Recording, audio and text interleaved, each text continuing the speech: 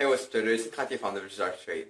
Now, it's really not funny outside today. It's really rainy, and I kind of started thinking about the mistake I was doing when I started to trade. Now, there's a lot that I thought about, but I want to share one with you today. And this is about correlation. You're going to see when you start to trade that there's a lot of correlation in pairs. Some currency pairs are correlated, meaning they're going to move with each other. So one may go up, the other may go down, but they're going to move at the same time. Now you have to be really careful about this because the mistake I made in the beginning was to take trades on the currency where I thought the currency were different, but I was taking the same trade twice, let's say. So if one currency was moving, the other was moving in the same direction. Now this is good if you want to make profit, but the problem is that whenever you're going to be in a losing trade, you're going to have two losing trades, which is not what you want, right? So I'm going to show you, I think it's better if I show you with a screen with writing. I'm going to take my pen, write a little bit on the screen, and I'll show you exactly what you have to think about when you think of correlation.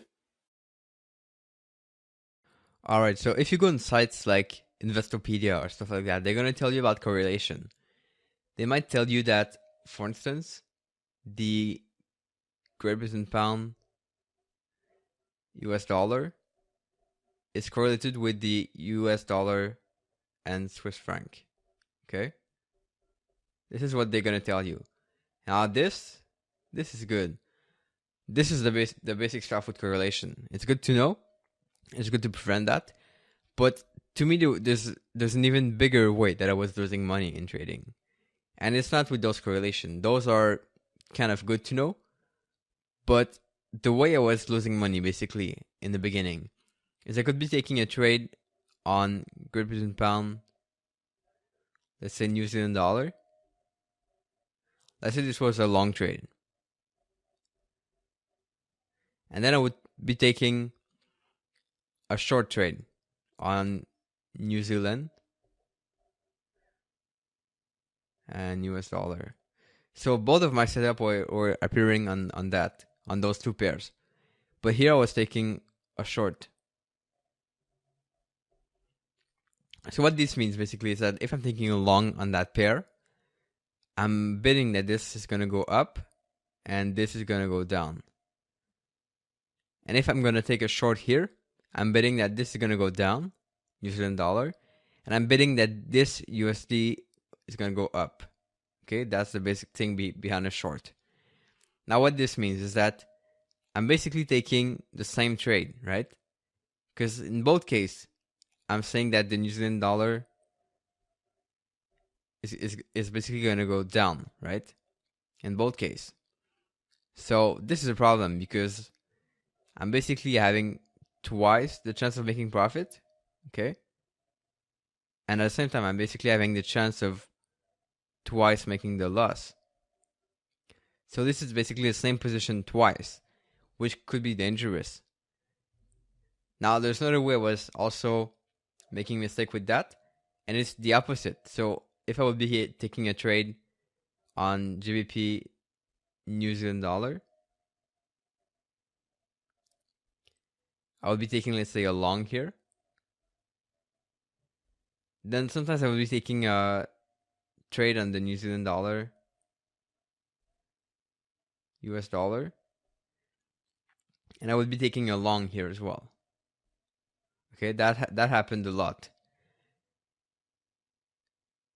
So what I'm doing here is that I'm saying this is going to go up, this is going to go down, and this is going to go up, this is going to go down. Can you see the pattern?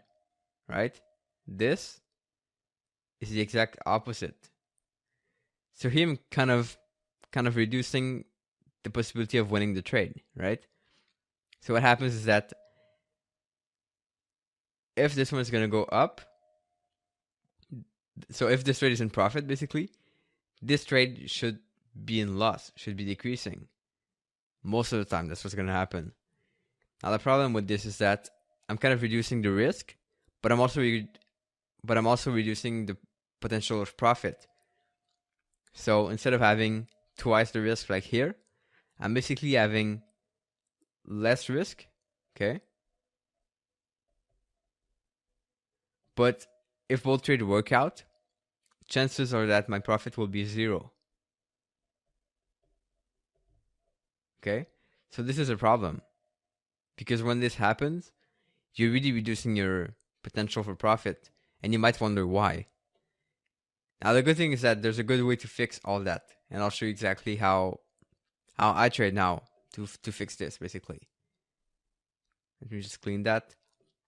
So if ever I'm going to take a trade on, let's say, Great Britain pound, New Zealand dollar. Okay, could be for any pair, like it works for anything. And let's say I'm taking a long here, or a short, because that's what I did 2 days ago. And then at the same time, I'm taking a trade on the New Zealand dollar, US dollar. And I was taking a short here as well. No, sorry, that was a long. So I took a long 2 days ago on that. What I would do is that my usual risk per trade is 2%. Instead of risking 2% here and 2% here to potentially lose 4, the way I'm going to fix this is I'm going to risk only part of it here. Let's say 1% here and 1% here. So I'm still risking maximum 2% of my account, because I know that those trades are going to work together. If this one makes profit, okay, so if this one is in profit, then this one is going to be in profit as well. And if this one is in loss, well, it's the exact same thing. This one's going to be in loss as well. So I want to make sure that I take my risk and I split it into 2 trades. Now, the cool thing with this is that oftentimes one setup is stronger than the other, right? So I might say, well, since the setup is stronger, okay, this one is really good. So I might say I'm going to risk 1.5% here, and then the other 0.5 here,